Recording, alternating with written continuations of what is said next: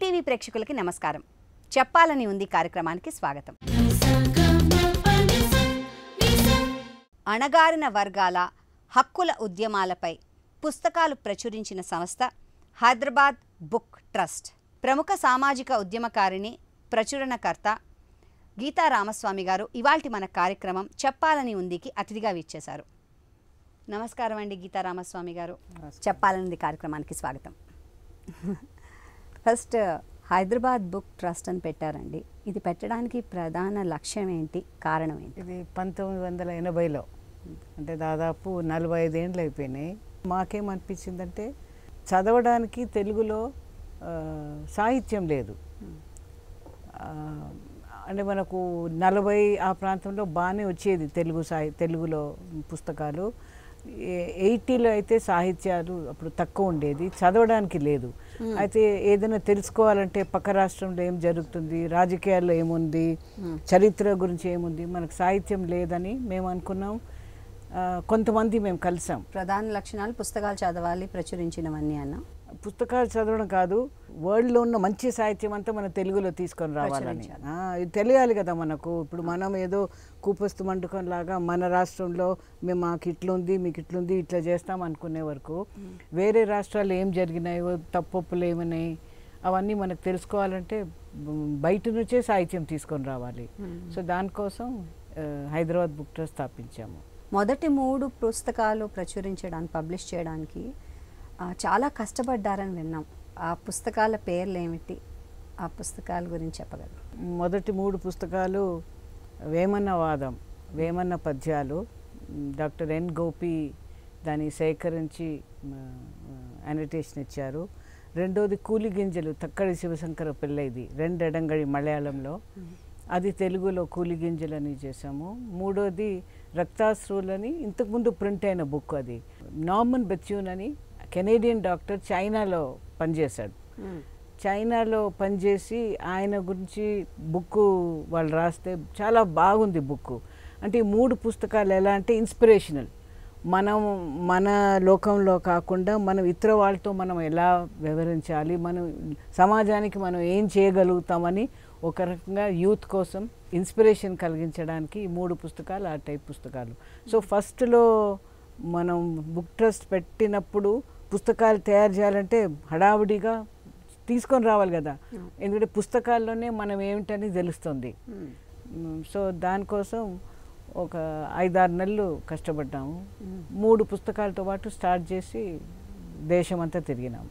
వేమన పద్యాలని ప్రజలందరికీ అందజేయాలన్న మీ ఉద్దేశం వెనుక ఉన్న అసలు ఐడియా ఏంటి? పాతది కొత్తది జోడించాలని. ఇప్పుడు వేమన్న పద్యాలు ప్రోగ్రెసివ్ థాట్తో ఉన్నాయి. ఇప్పుడు ఎన్ని వందల సంవత్సరాల ముందో కులానికి వ్యతిరేకంగా, మూఢనమ్మకాలకు వ్యతిరేకంగా ఆయన చాలా పద్యాలు పాడారు. అది మధ్యలో మనం మర్చిపోయినాం. సో దాన్ని ప్రజలకి తీసుకొని రావాలంటే పాత పద్యాలు కాబట్టి ఈజీగా అందుకుంటారని మెసేజ్ మాత్రం ఒకటే. సో ఆ దృష్టితో వేమన పద్యాలు తీసుకొచ్చాము. అది అంత సక్సెస్ అయిందంట. అది బాగా చాలా వేలు కాపీల్లో పోయినాయి. అవి ఫస్ట్ 5,000 వేసాము, కానీ పోతా ఉన్నాయి. ఇప్పుడు ఎవరు అడగట్లేదు, దాన్ని ఎగ్జాస్ట్ అయిపోయింది అనుకోండి. కానీ అప్పుడు చాలా సక్సెస్ఫుల్గా పోయినాయి. మొదటి 3 పుస్తకాలు కూడా బాగా పోయినాయి. మీరు పబ్లికేషన్ స్టార్ట్ చేసినప్పుడు అండి, ప్రచురించడం హార్దికంగా 2 విధాల చాలామంది మీకు సహాయపడి ఉంటారు, మీకు హెల్ప్ చేసి ఉంటారు. వారి గురించి మీరు ఇప్పటికీ గుర్తుపెట్టుకుని ఉంటారు. సో వాటి గురించి చెప్తారా? అంటే మా ట్రస్ట్ మెంబర్స్ 5 ఉన్నా ట్రస్ట్లో లేని వాళ్ళే ఎక్కువ మంది ఎక్కువ దానికి తోడ్పడ్డారు. ఫస్ట్లో అయితే కొంచెం ఒక కోర్ క్యాపిటల్ కోసం తిరిగినాం. ప్రింట్ చేయడానికి పైసలు కావాలి కదా, కొంచెం కోర్ క్యాపిటల్ కోసం తిరిగినాం. అందులో చాలామంది మా ముఖ్యులైతే సికే నారాయణ రెడ్డి గారని మాకు కో-ఫౌండర్, ఆయన ఉండేవారు. ఆయన తిరిగేవారు. పాపం పెద్ద వయసు ఆయనకు, అప్పటి వరకే 56 సంవత్సరాలు. కానీ అంతటా మేమిద్దరం కలిసి తిరిగినాం అంతటా. మాతో పాటు వీరయ్య చౌదరి అని వెటర్నరీ డిపార్ట్మెంట్లో పనిచేసేవారు. సో వారికి డ్యూటీ ఉంది కాబట్టి లీవ్ తీసుకొని మాతో పాటు రావడం. కొల్ల వెంకయ్య గారు అబ్బాయి ఆయన ఫాదర్ చాలా ఫేమస్ కమ్యూనిస్ట్ నాయకుడు. తర్వాత మై పార్ట్నర్ సిరిల్ రెడ్డి కూడా వచ్చేవాడు. సో అట్లా చాలామంది వాలంటీర్స్గా చాలామంది పనిచేశారు. ప్రింటింగ్ కానీ అమ్మకంలో కానీ సీకే గారు నేను మాత్రం చూసుకున్నాము. కానీ అందరికీ చెప్పడము, 10 మంది దగ్గర తీసుకెళ్ళడం, టీం మొత్తం అందరూ చాలామంది హెల్ప్ చేశారు. ప్రచురించడం ఒక ఎత్తు అయితే దాన్ని మళ్ళీ అందరికీ పంచడం, అవును, అండ్ దాన్ని సేల్ చేయడం, అవును, అది ఇంకో పెద్ద పని. అవును, స్పెషలీ ఆ టైంలో నిజంగా అంతమంది చదువుకున్న వాళ్ళు దాన్ని కొనుక్కుంటారా, దాన్ని ఆస్వాదిస్తారా అన్న ఒక ప్రశ్న కూడా వస్తుంటుంది. కొత్త పబ్లికేషన్ కాబట్టి కొన్ని భయాలు ఉంటాయి. సో మీరు అలాంటివి ఏమైనా ఎదుర్కొన్నారా? అంటే మేమేం చేసామంటే హైదరాబాద్లో కూర్చొని పుస్తకాలు అమ్మలేదు. పుస్తకాలు మూట కట్టుకొని జిల్లా తిరిగినాము. అయితే ఆ టైంలో మనకంత ట్రాఫిక్ లేదు. సో ఏ జిల్లాకు పోయినా, ఇప్పుడు గుంటూరు ఉందనుకోండి, 5-6 ముఖ్య పట్టణాలు ఉన్నాయి. పొన్నూరు ఉంది, చీరాల ఉంది, చిలకలూరిపేట ఉంది, గుంటూరు టౌన్ ఉంది. ప్రతి పెద్ద టౌన్ దగ్గర ఊర్లు కూడా పెట్టాం. పెద్దనందిపాడు అని ఊర్లే. టౌన్ సెంటర్లో 2 బల్లలు పెట్టుకొని, పెట్రోమాక్స్ ల్యాంప్ ఒకటి పెట్టుకొని బుక్స్ పొద్దున్న 9 నుంచి రాత్రి 8 వరకు అమ్మినాం. సో అందరు వస్తారు. టౌన్ సెంటర్ అంటే అందరు వస్తారు కదా, చాయ్ తాగనీకో, బట్టలు కొననీకో. ఇదేంటి బా వీళ్ళు అమ్ముతున్నారు, ప్రత్యేక ఒక అమ్మాయి, నాకు అప్పుడు చిన్న వయసు అమ్మాయి అమ్ముతుంది ఏంటి అని చెప్పి కుతూహలంతో వస్తారు. వచ్చి పుస్తకాలు చూసి కొనుక్కొని పోయేవాళ్ళు. సో అలా ప్రతి టౌన్ కవర్ చేసాం. ఆంధ్రప్రదేశ్ ఇప్పుడు 2 రాష్ట్రాలు ఉన్నాయి. 2 రాష్ట్రాల్లో చాలా వరకు ప్రతి టౌన్ అలా కవర్ చేసాం. నా పుస్తకాలు తీసుకుపోతేనే ప్రజలకు తెలిసింది. వేరే వాళ్ళు కూడా అనుకున్నారు, అమ్మ వీళ్ళ పట్టుదల ఉంది, వీళ్ళు ఏదో చేయాలనుకుంటున్నారు, మనం కూడా అందులో హెల్ప్ చేస్తే మంచిది అనుకున్నారు. మామూలుగా పబ్లికేషన్స్ అందరికీ అండి ఏదో ఒక భావజాలం ఉంటుంది, దాన్ని బట్టి వాళ్ళు పబ్లిష్ చేస్తూ ఉంటారు పుస్తకాలు. ఒక మంచి పుస్తకం అందజేయాలన్న ఒక మంచి ఉద్దేశంతో స్టార్ట్ చేసిన ఈ హైదరాబాద్ బుక్స్ ట్రస్ట్, అసలు దీని పేరు పెట్టడం అదంతా ఎలా జరిగింది?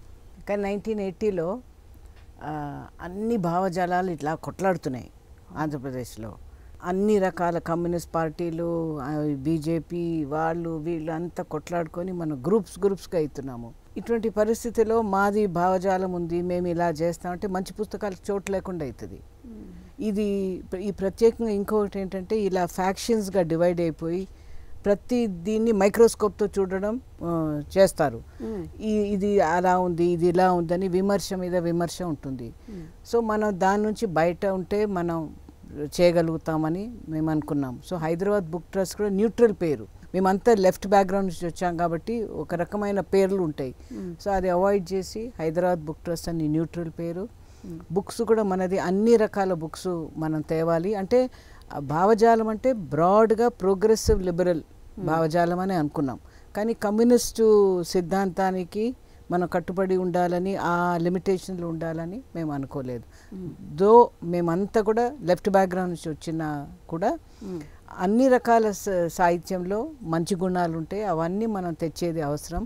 ఇప్పుడు ప్రజలకి మనది మాత్రం మనం చెప్తే ఇది గుర్రాలకు పెట్టినట్టు ఉంటుందండి. ఇది ఇప్పుడు మనం యూనివర్సిటీకి వెళ్తాం అనుకోండి, కాలేజ్కి వెళ్తాం, బుక్స్ చదువుతాం, అన్ని రకాల బుక్స్ చదువుతాం. కాలేజ్కి వెళ్తే అన్ని కోర్సెస్ ఉంటాయి, కోర్సెస్ కూడా మిక్స్ అయి ఉంటాయి. సో మనం ఆ టైప్ ఆఫ్ పుస్తకాలు ఎందుకు తేవద్దు? మనం నేరోగా పెట్టుకొని ఇదే నువ్వు చదువు అని మనం ఎందుకు ఉండాలి? ఈ కులాలు, ఆడవాళ్ళ పట్ల ఏది బ్యాక్వర్డ్ థింకింగ్, మీరు ఇలా చేస్తున్నారు, మనం దాన్ని బ్రేక్ చేయాలంటే మనం ఆల్టర్నేటివ్ చూపెట్టాలి, బ్రాడ్గా ఉండాలి. సో అది కారణం. మీరు పబ్లిష్ చేసిన పుస్తకాల్లో 7 తరాలు, వైద్యుడి లేని చోటు, అంబేద్కర్ గారి గురించి ఒక పుస్తకం, ఈ 3 పుస్తకాలని మీరు ప్రచురించారు. సో దాని వెనకాలన్న అసలు ఐడియా ఏంటి అలాంటి పుస్తకాలు ప్రచురించడానికి? మీరు 3 పుస్తకాలు చూస్తే 3 చాలా బ్రాడ్ ఒక ఆలోచన గురించి మాట్లాడతాయి. ఇప్పుడు 7 తరాలు అలెక్స్ హేలీ రాసిన నీగ్రో చరిత్ర. 7 తరాలుగా వాళ్ళు ఆఫ్రికా నుంచి వచ్చి అమెరికాలో ఎలా బతికారు, ఎలా చదువుకున్నారు, ఎలా ఆ స్టేజ్కి వచ్చారని. అది తిరుగుబాటు చరిత్ర కాకుండా అణచివేత చరిత్ర, తిరుగుబాటు చరిత్ర 2 అందులో వస్తున్నాయి. వైద్యుడు లేని చోట 1980లో మేము తేవడం చాలా, నేను అనుకుంటున్నాను, వెరీ రెవల్యూషనరీ బుక్ అది. ఆ టైంలో గ్రామాల్లో మనకు హెల్త్ కేర్ అందుబాటులో లేదు. డాక్టర్స్ లేరు. డాక్టర్స్ ఉన్నా మన వాళ్ళకు అఫోర్డ్ చేయలేకపోతున్నారు, పోలేకపోతున్నారు. గవర్నమెంట్ హెల్త్ కేర్ చాలా పువర్ ఫెసిలిటీస్ ఉన్నాయి, ప్రైవేట్ కూడా అంత హెల్త్ కేర్ లేదు. సో ఆ టైంలో ఈ బుక్ తెచ్చినప్పుడు చాలామందికి మనం ఇంట్లోనే మనం ఏం చేయగలుగుతాం, ఏది సీరియస్ ఏది కాదు, ఎప్పుడు డాక్టర్ దగ్గర పోవాలి, అవగాహన వస్తుంది. సో ఆ బుక్ చాలా యూస్ఫుల్ బుక్. అంటే ఒక రకంగా ప్రతి ఇంటింటికి హెల్త్ కేర్ని తీసుకుపోయినట్టు. డాక్టర్ లేని చోట, వైద్యుడు లేని చోట.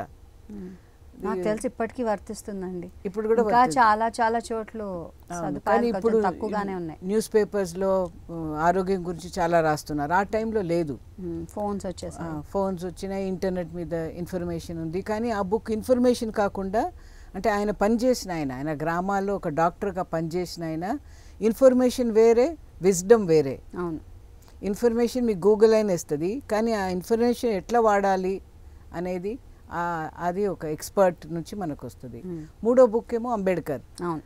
అంబేద్కర్ మీకు 90 తర్వాత అంబేద్కర్ జనం దృష్టిలో బాగా వచ్చారు. సో 82లో మేము ఆ బుక్ తెచ్చినప్పుడు, ఆ బయోగ్రఫీ తెచ్చినప్పుడు, అది కూడా చాలా మార్పు తెచ్చిన బుక్. అరే ఇలా ఒక మనిషి ఉన్నాడు, ఇలా చేశారు, ఇలా బుక్ వచ్చిందని.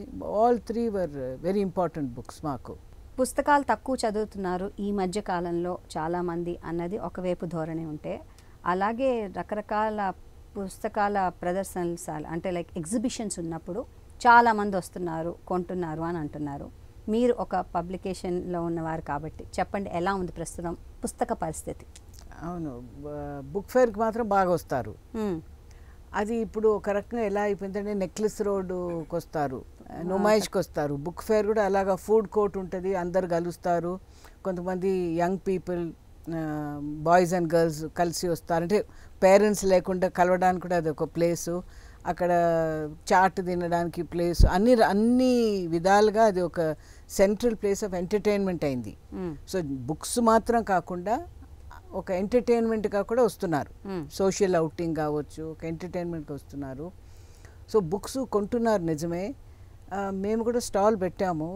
నేను చూసింది ఏమిటంటే 20 ఏండ్ల నుంచి ఇంగ్లీష్ ఎడ్యుకేషన్ వైపు మన వాళ్ళు చాలామంది పోయారు. ఇంగ్లీష్ లేకపోతే మనకు కష్టమవుతుందని.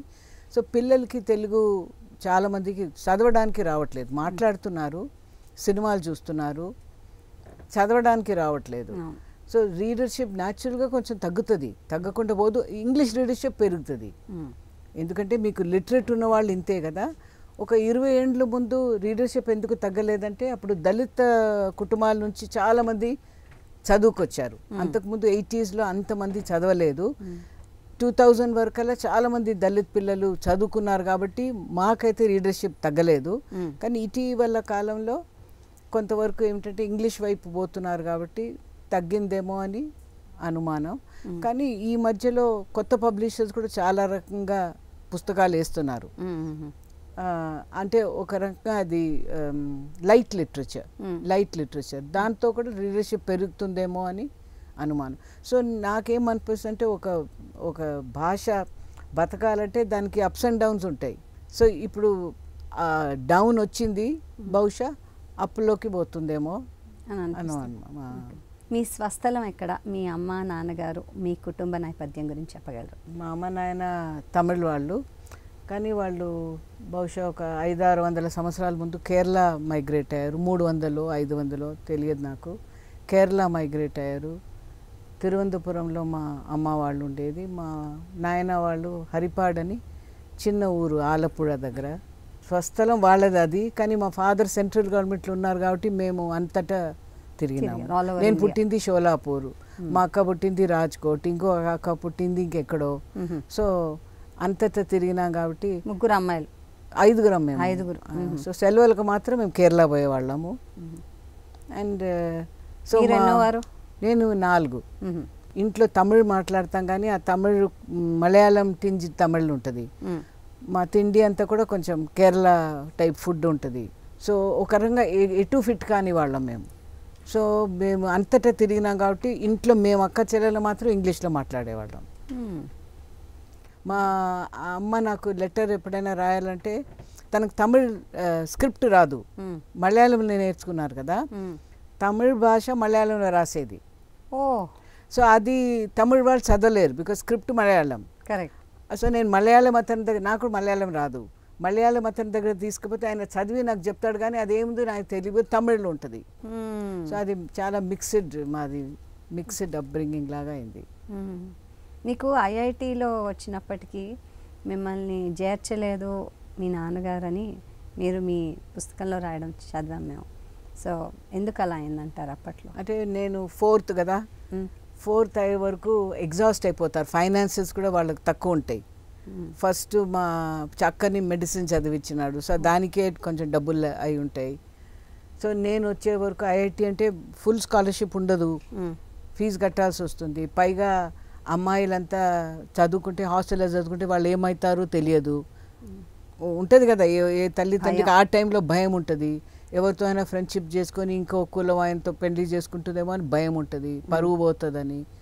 సో మొత్తం మీద వద్దన్నారు, నేను హాస్టల్లో పెట్టని, ఇక్కడే నాకు అప్పుడు స్కాలర్షిప్ వచ్చేది, సైన్స్ టాలెంట్ స్కాలర్షిప్, బాగానే పైసలు వచ్చేది.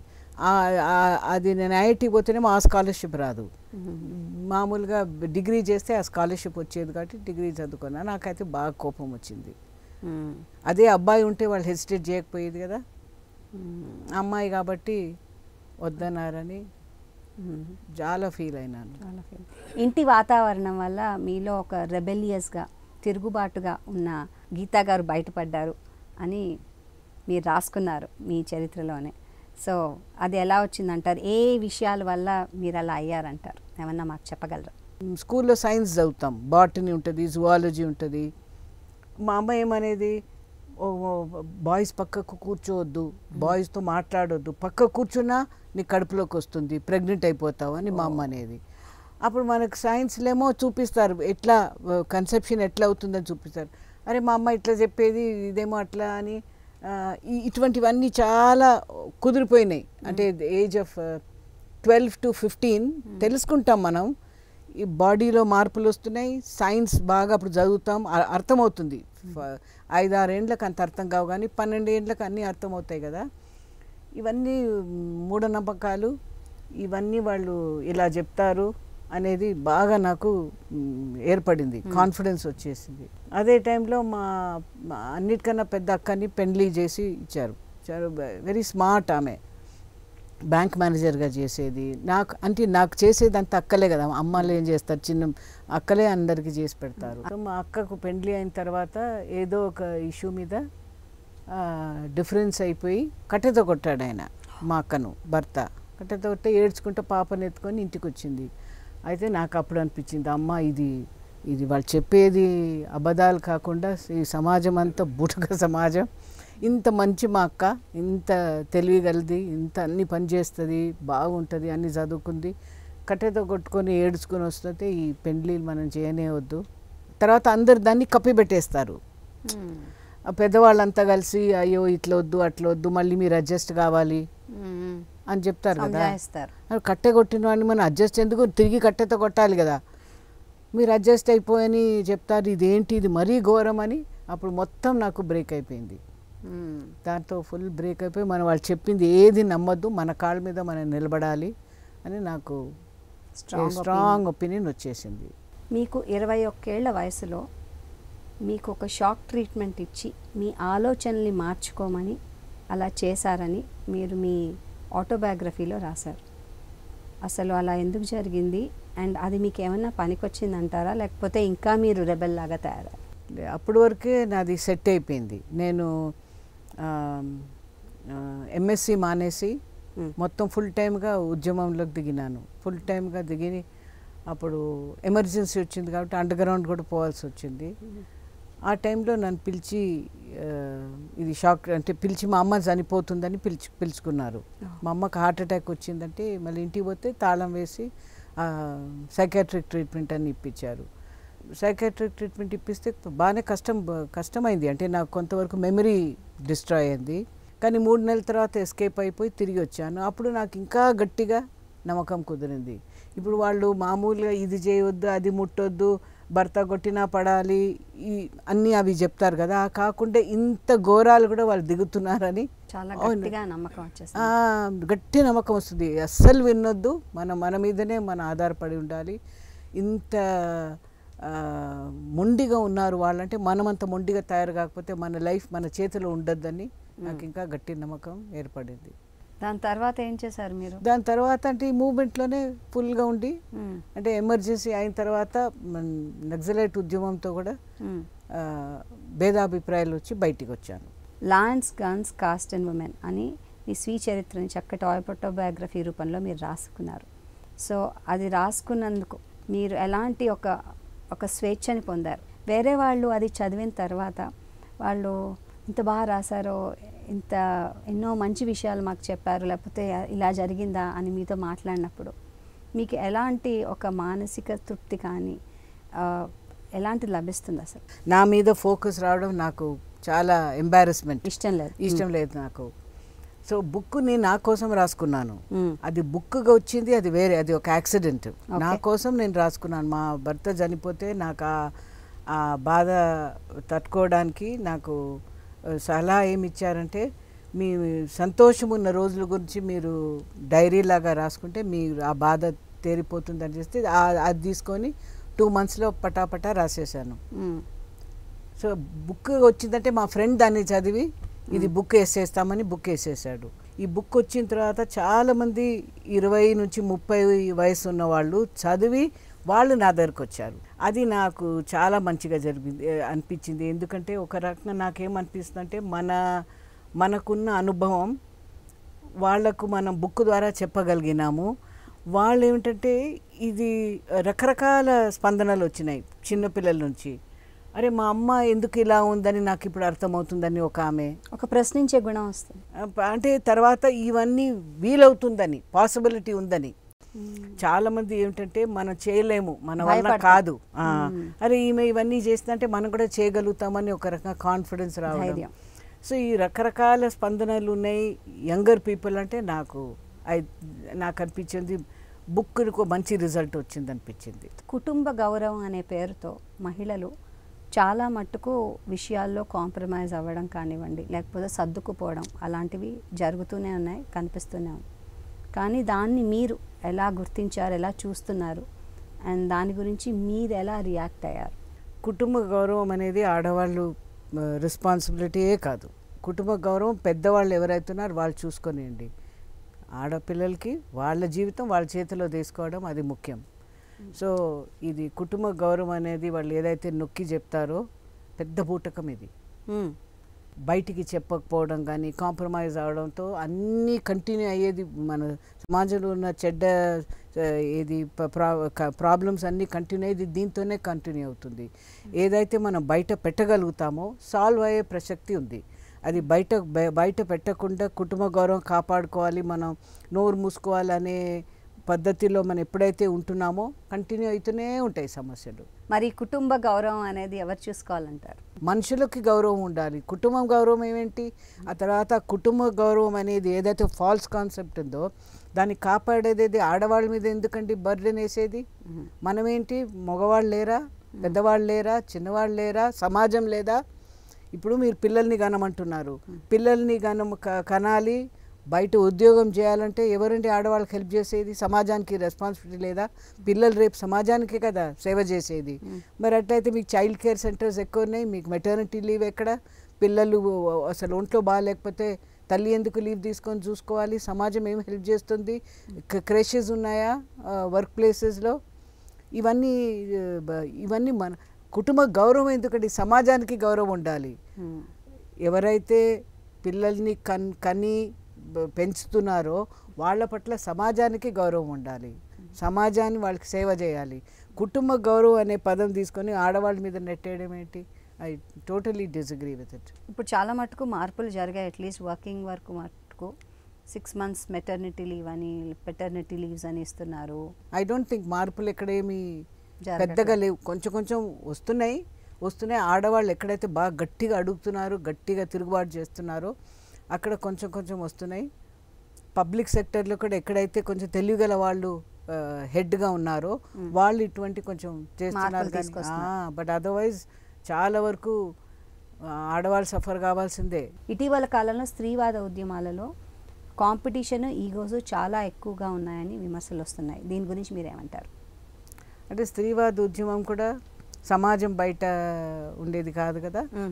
సో సమాజంలో ఉండే కష్టాలన్నీ కూడా ఉద్యమం మీద పడుతుంది కాబట్టి బయట ఉండేది కాంపిటీషన్ కానీ ఈగో క్లాషెస్ కానీ స్త్రీవాద ఉద్యమంలో కూడా న్యాచురల్గా వస్తాయి కదా. తప్పదు, అది తప్పదు అనుకుంటాను. అంటే దాన్ని విరోధించాలి, ఫైట్ చేయాలి, కానీ ఖచ్చితంగా ఉంటాయి. సమాజంలో ఉన్న ప్రభావాలన్నీ మన మీద కూడా పడతాయి.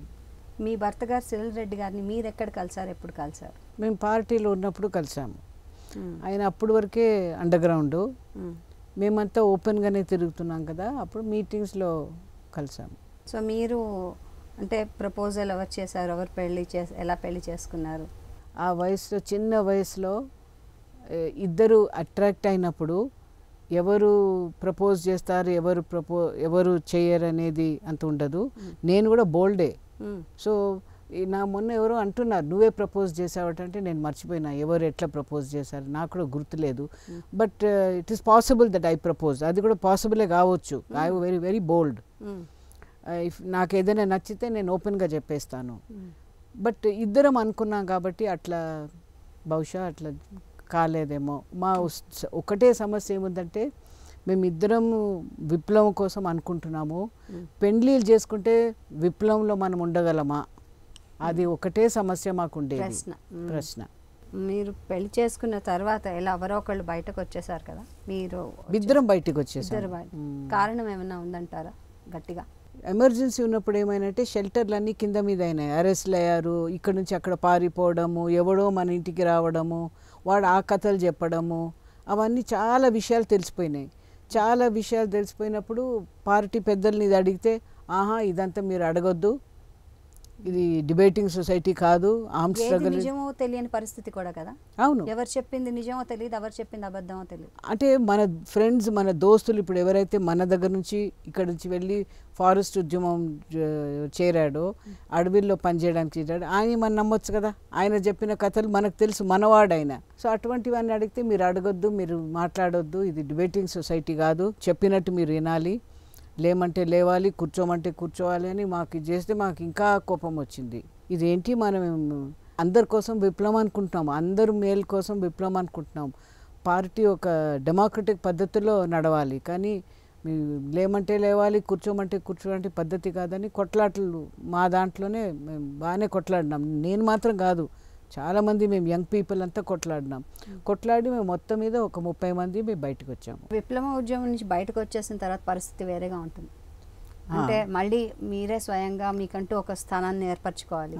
మీరు ఇంకా విప్లవాతులు కాదని ప్రూవ్ చేసుకునే ఒక ప్రాబ్లం వస్తుంది.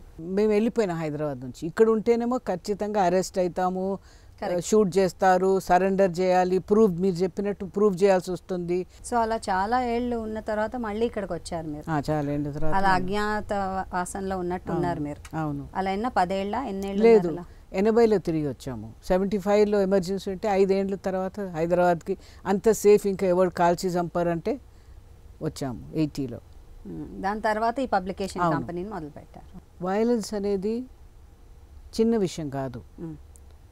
అంటే ఇప్పుడు కుక్క మీద రాయేయడం చిన్న విషయం కాదు, ఒక పిల్లవాడిని కొట్టడం చిన్న విషయం కాదు, ఒక ఆమెని కట్టె తీసుకొని కొట్టడం చిన్న విషయం కాదు. Any kind of violence oppose చేయాలి నేను అనుకుంటాను ఖచ్చితంగా. తర్వాత ఏ వైలెన్స్కైనా మనం చేస్తే దానికి తిరుగుబాటు వస్తుంది. స్టేట్ దగ్గర నుంచో ఎక్కడి నుంచో తిరుగుబాటు వస్తుంది. అది ఏదైతే రెస్పాన్స్ని, రిటాలియేషన్ని మనం తట్టుకోగలుగుతామా, తట్టుకునేటప్పుడు మన జనం మీద ఎక్కువ బరువు మళ్ళీ వేస్తామా, ఎన్నో విషయాలు ఉన్నాయి ఆలోచన చేసేది. సో నాకు అప్పుడు జరిగే వైలెన్స్ మాత్రం విపరీతమైందండి. అంటే చేసేదే ప్రజల కోసం. అవును. అలాంటప్పుడు వాళ్ళనే బాధ పెట్టడం అనేది అంటే మనకు సహజం. ఒక రకంగా మీరు చూస్తే ఇప్పుడు తల్లి పిల్లవాడిని ఎందుకు కొడుతుందండి? మంచిగా ఉంటాడని. కానీ కొట్టడంతో మంచిగా కాదు కదా, మరి కొడతారు. అంటే మనకు సహజంగా మన అన్నిట్లో మనకు వైలెన్స్ వస్తుంది. ఎవడి మీద, రోడ్ మీద ఎవడో చూస్తా అనుకోండి, భార్యని కొడుతున్నాడు, అరే భార్యని కొడుతుంటే నా భార్య నీకేమవుతుంది అంటాడు, నా భార్యని నేను కొడుతున్నా అంటే చాలా సహజంగా అనుకుంటాం. ఈ సహజం అనేది నేను అపోజ్ చేస్తాను, అది మైండ్లెస్ అంటాను. నువ్వు వైలెన్స్ చేస్తున్నా ఆలోచించు, ఎందుకు చేస్తున్నావు, దానికి రిపర్కషన్స్ ఏమున్నాయి, రిజల్ట్ ఏమొస్తుంది, నువ్వు చేసేది న్యాయమేనా, ఎన్నో ఉన్నాయి దానికి. మైండ్లెస్గా ఏదో చేతిలో తుపాకీ ఉంటే ఏదో చేతిలో నీకు బలం ఉంది కాబట్టి నువ్వు అది వాడుతావా, అది మైండ్లెస్ అంటాను. అప్పుడు ఒకనాటి విద్యార్థి నాయకుడైన జార్జ్ రెడ్డి గారి మరణం ఎలాంటి ప్రభావాన్ని చూపించింది మీ కుటుంబం మీద? ఎందుకంటే ఆయన మీ శ్రీవారి సోదరుడు కాబట్టి ఎలాంటి ప్రభావం చూపించింది అంటారు? జార్జ్ రెడ్డి చనిపోయాకనే నేను ఉద్యమంలో వచ్చాను. మా పెండ్లి 3 ఏండ్ల తర్వాత జరిగింది. సో ఆ టైంలో సరిగ్గా ఏమైంది నేను ప్రత్యక్షంగా చూడలేదు. నాకు తెలిసింది ఏమిటంటే బయటేమో జార్జ్ రెడ్డి గురించి ఇంత అంటారు, సినిమాలు తీశారు, ఇంత గొప్పవారు అంటారు, కానీ వాళ్ళ కుటుంబం మాత్రం బాగా సఫర్ అయింది. వాళ్ళమ్మ 6 నెలలు చనిపోయింది, జార్జ్ రెడ్డి వాళ్ళమ్మ. అంటే తినడం మానేసింది, తినడం మానేసి పెట్టేసుకున్నారు. 6 నెలల్లో చనిపోయింది. అంటే ఇంత ఆమె భర్త లేకుండా పిల్లల్ని పెంచింది, 5గురిని పెంచింది, కానీ ఇది తట్టుకోలేకపోయింది. తర్వాత కుటుంబం కూడా తల్లి చనిపోతే పిల్లలు అటు ఇటు అయిపోతారు కదా. ఒక ఆమె మైసూర్లో ఉంది, ఒక ఆమె ఒరిస్సాలో ఉంది, ఒక అన్న ఏమో పంజాబ్లో ఉన్నారు. దూరం దూరం అయిపోయి ఒకళ్ళకి దగ్గర హెల్ప్ లేకుండా అయిపోయారు. మా వారేమో ఇంజనీరింగ్ చదివి మామూలుగా ఉద్యోగం చేయాలనుకున్నారు. హీ వాజ్ నాట్ యాక్టివిస్ట్, అట్లా ఏం కాదు, బ్రదర్తో పాటు ఉన్నాడు. కానీ ఇట్లా జార్జ్ని చంపాడు కాబట్టి ఆయన ఏదైతే పెట్టిపోయారో అది నేను ఎత్తుకోవాలని, పూర్తి చేయాలని మూవ్మెంట్లో దిగాడు. సో జార్జ్ రెడ్డి మరణంతో వాళ్ళ కుటుంబం చాలా సఫర్ అయిందని నాకు అనిపిస్తుంది. ఇప్పుడు హైండ్ సైట్లో, నేను అప్పుడు ప్రత్యేకంగా చూడలేదు, కానీ హైండ్ సైట్లో నాకు అనిపించింది చాలా సఫర్ అయ్యారు వాళ్ళు. మీ లైఫ్లో అత్యంత సంతోషకరమైన సమయం అంతా కూడా ఇబ్రాహీంపట్నంలో ఉన్నప్పుడు జరిగింది అని మీరు అన్నారు. మరి ఆ సమయంలో మీరు ఏం చేశారు, ఏంటంత మీకు సంతోషాన్ని ఇచ్చిన? జనం మనతో ఉన్నారు, మన జనం మధ్యలో ఉన్నాం. ఏది చేసినా 10 మంది ఉన్నారు. ఏ నిర్ణయం తీసుకున్నా ఊరు వాళ్ళు నిర్ణయం తీసుకుంటున్నారు. బరువు మన మీద లేదు. మనం తప్పు చేస్తున్నామంటే 10 మంది కరెక్ట్ చేయడానికి కాదు, 10 మంది ఎట్లా చెప్తే నాకు రెస్పాన్సిబిలిటీ లేకుండా పోయింది. ఎందుకంటే ఇబ్రాహీంపట్నంలో చేసినప్పుడు నేను ఒక్కటే అనుకున్నాను, జనానికి హాని కలిగించొద్దు, వాళ్ళు సఫర్ కావద్దు. సో దాని అర్థం ఏంది, మనం ఏదో ఒక పని చేస్తున్నామంటే అన్ని నిర్ణయాలు జనం మీద వేస్తాం. మీరు చెప్పండి ఏం చేయాలని, ఇది ఉంది, ఇది ఉంది, ఇది ఉంది, మనం ఇది చేస్తే ఇలా అవుతుంది, ఇదంతా మనం చెప్పగలుగుతాం, కొంచెం మనకు అనుభవం ఉంది కాబట్టి. నిర్ణయం మీ మీద ఉంది. సో అది ఎంత సంతోషకరమైంది. మన మీద ఆ బరువు లేదంటే చాలా స్వేచ్ఛ ఫ్రీ అవుతాము. తర్వాత వాళ్ళు నిర్ణయం తీసుకుంటే సపోర్ట్ ఇస్తాం ఫుల్గా, నీతో పాటు నేను ఉంటాను అన్నిటికీ. కానీ నువ్వే ఉన్నావు కదా, నువ్వే లీడరు, నువ్వే నిర్ణయం తీసుకున్నావు, నువ్వే చెయ్యి చేసినప్పుడు మనం ఎంటూ ఉంటాం. కాబట్టి మన మీద ఆ బరువు లేదు. మనం ఏమైనా తప్పు చేస్తున్నామా, మోసం చేస్తున్నామా, అనవసరంగా మనం ఎవరికో హాని కలిగిస్తున్నామా, ఆ బరువు మన మీద లేదు. ఆ బరువు దిగిపోయింది కాబట్టి సంతోషం అన్నా నేను. గ్రామీణ ప్రాంతాల్లో సోషల్ సైంటిస్ట్ అలాగే హ్యుమానిటేరియన్ సైంటిస్టులు వాళ్ళు కూడా అక్కడ జరిగే ప్రాబ్లమ్స్ అన్నిటికీ సొల్యూషన్ ఇవ్వలేకపోతున్నారు, గుర్తించలేకపోతున్నారు అని మీరు ఒకసారి అన్నారు. అసలు అలాంటి ప్రాబ్లమ్స్ ఏంటి, దానికి మీ సమాధానం ఏమిటి? అసలు నేను బుక్కులు అయితే పేరు ఎత్తుకున్నాను. సమస్య ఏముందంటే చాలా వరకు ఇవి ఆధిపత్య కులాల నుంచి వచ్చిన వాళ్ళు. ఊర్లో వాళ్ళు జీతగాళ్ళు పెట్టుకునేవాళ్ళు, అప్పుల కోసం వాళ్ళ అన్ననో తమ్ముడో ఎవడో అప్పు ఇవ్వకపోతే రాయి పెట్టి జీతగాడిని వంగిపిచ్చి అప్పు వసూలు చేయించడము, గవర్నమెంట్ పొలాలు 200 ఎకరాలు కబ్జా చేయడము, తర్వాత ఇది మాదిగల నుంచి ఆడవాళ్ళు ఎవరైనా నచ్చితే ఇంట్లోకి లాక్కో రావడము. మరి ఇటువంటి కుటుంబాన్ని వచ్చిన వాళ్ళు ఎట్లా రికగ్నైజ్ చేస్తారు చెప్పండి? కుటుంబంలోనే వాళ్ళు జరిగే పెత్తనానికి వాళ్ళ కళ్ళు మూసుకుపోయినాయి. వాళ్ళు ఏమి సమాధానాలు చెప్తారు? దాన్ని గుర్తించరు కూడా కదా, అది ఒక సమస్యగా గుర్తించరు. వీళ్ళు ఎవరైతే అక్కడ అణచివేయబడుతున్నారో వాళ్ళు మనుషుల్లాగా కూడా వాళ్ళని గుర్తిస్తలేరు. సో వాళ్ళు సోషల్ సైంటిస్ట్ కానీ వాళ్ళు ఏ పదవిలో ఎన్ని డిగ్రీస్ పొందినా వాళ్ళకి ఏమి ఇది ఉంటుంది. సఖీ స్కీమ్లో మిషన్ నారీ శక్తి కింద గవర్నమెంట్ వాళ్ళు రకరకాల స్కీమ్స్ చేశారు అండ్ రక్షిస్తున్నారు కూడా విమెన్. సో ఆ సఖీ స్కీమ్లో ఉన్న ఇది ఎంతవరకు ఇప్పుడు యూస్ఫుల్గా ఉందంటారు? మీరు చూసిన దానికి ఇప్పటికి ఎంత మార్పు వచ్చిందంట? చాలా చాలా మార్పు వచ్చింది. మేమేమి చేసిన రోజులో విమెన్స్ పోలీస్ స్టేషన్ కూడా లేవు. ఎక్కడో మారుమూలన విమెన్స్ పోలీస్ స్టేషన్ అంతా మగవాళ్ళే ఉంటారు, అందులో ఒక్క లేడీ కానిస్టేబుల్ ఉంటే ఉంటుంది. ఇప్పుడు మాత్రం నేను సఖీ నా కూడా సమస్యలు ఎవరైనా అదే చెప్తే సఖీ దానికి తీసుకుపోవడం జరుగుతుంది. నాకు భలే ఆశ్చర్యపడిపోతున్నాను, అమ్మ ఎంత మార్పు వచ్చింది. అంటే అమ్మాయిని ఎవరో భర్త కొడుతున్నాడు, ఏదైనా చేస్తున్నాడు, వెంటనే షెల్టర్ దొరుకుతుంది, పోలీస్ కేసు పట్టించుకుంటా. అంటే అన్నీ 100% ఓకే నేను అంటలేను, సమస్య ఉంది. కానీ అమ్మాయికి హాస్టల్ ఫెసిలిటీ, ఫ్రీ ఫుడ్, ఒక సేఫ్ రిఫ్యూజ్ ఉందని చాలా ఆశ్చర్యపడిపోతున్నాను, ఇంత హెల్ప్ ఉందని. కానీ ఇది బహుశా అందరికీ తెలుసో తెలియదో నాకు అది అనుమానం ఉంది.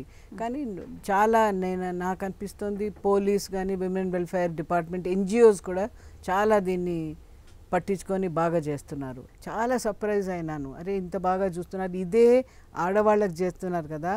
దళితుల్లో కూడా వేరే వర్గాలు కూడా ఉన్నాయి, అణచివేయబడ్డ వర్గాలు, దళితులు ఉన్నారనుకోండి, వాళ్ళకు కూడా ఇలాంటి హోమ్స్ ఇలాంటివి పెడితే ఎంత బాగుంటుంది గవర్నమెంట్. ఓన్లీ ఆడవాళ్ళకి మాత్రం పెట్టడం ఎందుకని అనుకున్నాను మైండ్లో. ఎందుకంటే మా టైంలో చాలా సఫర్ అయ్యారు. ఇప్పుడు కూడా ఈ ఇండ్లలో పెట్టుకుంటారు పని వాళ్ళని కొడతారు కూడా.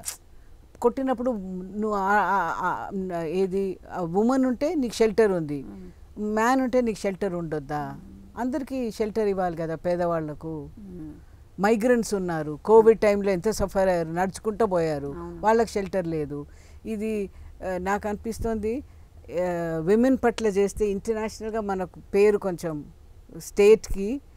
స్టేట్ అందులో పడిపోయింది. విమెన్కి చేసి ప్రొటెక్టింగ్ విమెన్ అనేది వస్తుంది. అలాంగ్ విత్ విమెన్ వేరే వర్గాలు ఉన్నాయి, అందరికీ పువర్ పీపుల్ అందరికీ చేయాలి. But anyway this is very good, ఇది కంటిన్యూ అవ్వడం ఇది చాలా మంచి స్కీమ్. వెరీ సర్ప్రైజ్డ్ ఇంత బాగుందని. మీరు మీ ఆత్మకథ రాసుకున్నప్పుడు దాంట్లో క్యాప్షన్గా ల్యాబ్స్డ్ రెవల్యూషనరీ అని కింద క్యాప్షన్ ఇచ్చారు. ఎందుకు అలా ఇచ్చారు, దాని ఉద్దేశం? ల్యాబ్స్ రెవల్యూషన్ అంటే మాజీ అంటే మన దగ్గర అంటాం మాజీ నక్సలైట్, మాజీ కాంగ్రెస్, మాజీ టీడీపీ, అలాగా ల్యాబ్స్ రెవల్యూషన్ అంటే మాజీ రెవల్యూషనరీ. అంటే మాజీ కదా, నేను అందులో ఉండి బయటికి వచ్చాను, మాజీ అన్నట్టే కదా. అంతే. హైదరాబాద్ బుక్ ట్రస్ట్ నుంచి ఇప్పుడు ప్రస్తుతం ఎలాంటి పుస్తకాలు పబ్లిష్ అవుతున్నాయి? ఈ మధ్యలో మీకు ఇది వైద్యుడు లేని చోట గురించి చెప్పాము. దానికి తోడు ఈ మధ్యలోనే ఇంకొక బుక్ మానసిక వైద్యుడు లేని చోట అని ఒక మంచి బుక్ తెచ్చాము. డాక్టర్ విక్రమ్ పటేల్ అని లీడింగ్ సైకాట్రిస్టు. అది పెద్ద మాటల్లో కాకుండా సింపుల్ క్వశ్చన్ ఆన్సర్ స్టైల్లో బాక్స్, దాంతోపాటు రకరకాల మెంటల్ వ్యాధులు ఎందుకు వస్తాయి, ఎలా వస్తాయి, దానికి సహజంగా మనం ఏం చేయగలుగుతామని ఒక బాగా పెద్ద బుక్కే తెచ్చాము. యూత్లో ఎక్కువ వస్తున్నాయంటే పుస్తకాల ద్వారా, తర్వాత ఆత్మకథల ద్వారా. ఆత్మకథలు చదివినప్పుడు ఆహా నాలాగనే వీళ్ళు కూడా సఫర్ అయ్యారా, ఇట్లా ఎదుర్కొన్నారా, ఇట్లా బయటపడ్డారా అని ఆ రకమైన ఆత్మకథలు కూడా కొన్ని వేస్తున్నాము. సో దాంతో ఏమిటంటే ఎవరు వాళ్ళ సమస్యకి జవాబు వాళ్ళలోనే ఉంటుంది, ఇంకెవరు చెప్పలేరు, ఇంకెవరు చూపించలేరు. కానీ ఉదాహరణలతో కొంచెం అర్థం చేసుకొని మనది సాల్వ్ చేయగలుగుతామని ఆ కాన్ఫిడెన్స్ రావాలి యువతరంలో. సో దానికోసం అది అర్థం చేసుకొని పుస్తకాలు దోహదం చేస్తాయి. మీ శ్రీవారు మీరు పెళ్లి చేసుకున్నారు, ఇష్టపడిద్దరు, మీకు ఎలాంటి ఒక ప్రోత్సాహం ఒకళ్ళకొకళ్ళు ఇచ్చుకునేవాళ్ళు? బికాజ్ ఇద్దరు ఇష్టపడి చేసుకున్నారు కాబట్టి చాలా అంటే ఆయన ఎంకరేజ్మెంట్ ఎంత అవసరం ఉందంటారు? అండ్ వైజీ వర్సా నేను చెప్పలేను, నేనేం చేసినా నేను చెప్పలేను. కానీ ఆయన ఏం చేశారు నేను చెప్పగలుగుతాను. ఆయన పేరు సిరిల్ గారు. నేను ఏ పని తీసుకున్నా ఫుల్ సపోర్టు. ఇది నువ్వు చేస్తే మేము ఎట్లా అని ఏం లేదు. ఇప్పుడు బుక్ టెస్ట్ చేసినప్పుడు 20 days 30 రోజులు 20 రోజులు బయట ఉన్నాను. ఇబ్రాహీంపట్నం చేసినప్పుడు ఫుల్గా బయట ఉన్నాను. తర్వాత ఈ పోలీస్ గొడవలు, అరెస్టు, చంపుతాం కొడతామని దానికి ఎలాంటి అన్నీ హెల్పే చేసేవారు. కానీ ఎలా మేనేజ్ చేసుకోవాలని చాలా. తర్వాత ఆయన లాయర్గా ఉన్నాడు కాబట్టి నాకు లీగల్గా మా వాళ్ళ కేసులన్నీ ఆయనే చూసుకున్నాడు. అండ్ ఎప్పుడు కూడా అమ్మ నిన్ను చంపుతారు నువ్వు చేయకని ఒక్క మాట అనలే. ఇంకా నేనే కొంచెం విత్డ్రా అయిపోతే అమ్మా ఎట్లా విత్డ్రా అవుతావు, నువ్వు మాట ఇచ్చినావు విత్డ్రా ఎట్లా అవుతావు అని నన్ను ప్రోత్సహించేవాడు. అండ్ అన్నిట్లో వెరీ హెల్ప్ఫుల్. సో నేను ఎంత హెల్ప్ఫుల్గా ఉన్నా నేను చెప్పలేను, కానీ బికాజ్ నేనే పబ్లిక్ పర్సన్, అన్నిట్లో నేనే పబ్లిక్ ఫేస్ లాగా. ఆయన ఉమెన్ బిహైండ్ ద మ్యాన్ అంటారు చూడండి, he was the man behind the women. I was the public face. నాకే ఐ వాజ్ లీడింగ్ పబ్లిక్లీ. వెనకాల నుంచి సపోర్ట్ ఇచ్చేదంతా ఆయనే. ఆయన పోయినాక నాకు తెలిసింది, చనిపోయాక నాకు తెలిసింది అమ్మ ఇంత సపోర్ట్ అని. ఉన్నప్పుడు మనకు ఎందుకు తెలుస్తుందండి, టేక్ ఫర్ గ్రాంటెడ్ చేస్తాం కదా, ఆ వెల్త్ కనిపిస్తుంది కదా. అవును. మరి మీ పిల్లలండి, మీకు ఎంతమంది పిల్లలు, ఏం చేస్తున్నారు? ఒక అమ్మాయి లీలా అమ్మాయి పేరు, ఎకనామిక్స్ చదివింది. ఇప్పుడు ప్రస్తుతం అసిస్టెంట్ ప్రొఫెసర్గా ఇంగ్లాండ్లో యూనివర్సిటీలో చెప్తుంది చదువు. నైస్. సో ఇప్పుడు ఎలాంటి జీవితాన్ని గడుపుతున్నారు, ఎలా హెల్ప్ చేస్తారు? అంటే వయసు అయింది కాబట్టి మనం అంత చురుగ్గా మనం చేయలేం, మునుపున్నంత మనం చేయలేం. అడ్వైజ్ కొంతవరకు, తర్వాత నెట్వర్క్ కొంచెం ఎక్కువనే ఉంటుంది. ఇంతమందితో కొట్లాడినప్పుడు చాలా ఫోన్లు నంబర్లు ఉంటాయి, ఎవరికైనా అవసరం ఉన్నప్పుడు సపోర్ట్ ఇవ్వడం, గట్టిగా మాట్లాడడం. బికాజ్ అథారిటీతో మాట్లాడతాం కదా, ఇంతమంది పోలీస్ వాళ్ళని ఫేస్ చేస్తే వాళ్ళది ఇన్ అండ్ అవుట్ తెలిసిపోతుంది. So that kind of support మనం ఇవ్వగలుగుతాం. యాక్టివ్గా మనం చేయడం అంటే ఐ డోంట్ థింక్, చిన్న యంగ్ పీపుల్ వాళ్ళు చేయాలి, మనం వెనకాల నుంచి సపోర్ట్ ఇవ్వాలి అని అనిపిస్తుంది నాకు. బట్ ఇప్పుడు కూడా ఎన్నో ఉన్నాయి చేసేటివి, ఎందుకు లేవు. ఇంగ్లీష్ పబ్లికేషన్ స్టార్ట్ చేసాం, 45 సంవత్సరాల నుంచి తెలుగు బుక్స్ వేస్తున్నాము. ఇప్పుడు ఇక్కడ ఇంగ్లీష్ బుక్స్ అడుగుతున్నారు. వచ్చిన వాళ్ళంతా నా కూతురికి తెలుగు చదవడం రాదు, మీరు ఇంగ్లీష్ బుక్ ఇవ్వండి అంటే ఒక ఇంగ్లీష్ మొదలు పెట్టాం, సౌత్ సైడ్ బుక్స్ అని. 2 ఏళ్ళు అయిపోయినా 15 పుస్తకాలు తెచ్చాము. సో చాలా రెస్పాన్స్ వస్తుంది ఇంగ్లీష్ బుక్స్కి. అంటే ట్రాన్స్లేటర్స్ కానీ, ఆథర్స్ కానీ, ఎడిటర్స్ కానీ హెల్ప్ చేసేవాళ్ళు చాలామంది. సో మంచి రెస్పాన్స్ వస్తుంది. కాబట్టి తెలుగు సాహిత్యం లోకానికి తీసుకుపోవడానికి ఇది చాలా మంచి అవకాశం వస్తుంది అనిపిస్తుంది. సో పబ్లికేషన్ కూడా మీతో పాటు ఇంకా ఉన్నారా అండి? నేను చాలామంది ఉన్నారు. ఇంగ్లీష్లో పనిచేయడానికి అయితే చాలామంది ముందుకు వస్తున్నారు, తెలుగులో పనిచేయడానికి అంత లేరు. దట్ మీన్స్ తెలుగు సాహిత్యంని ఇంగ్లీష్లో లోకానికి తీసుకుపోవడం ప్రయారిటీ అనుకుంటున్నారు. మీరు మొదలెట్టిందేమో తెలుగులో, వేరేవన్నీ కూడా తెలుగులోకి అనువదించాలని, ఇప్పుడు తెలుగు అన్ని కూడా వేరే భాషల్లో అనువదించాలి. అవును, బాగుందండి. గీతా రామస్వామి గారు, చాలా సంతోషం మీతో ఇలా కూర్చుని మాట్లాడడం, బోల్డ్ అనే విషయాలు తెలుసుకున్నాం, మీ ధైర్యం, మీ సాహసాల గురించి తెలుసుకున్నాం. థ్యాంక్ యూ వెరీ మచ్ వచ్చినందుకు చెప్పాలి. Thank you. Thank you. ఈ కార్యక్రమాన్ని ఈటీవీ విన్ మొబైల్ యాప్లో కూడా వీక్షించండి.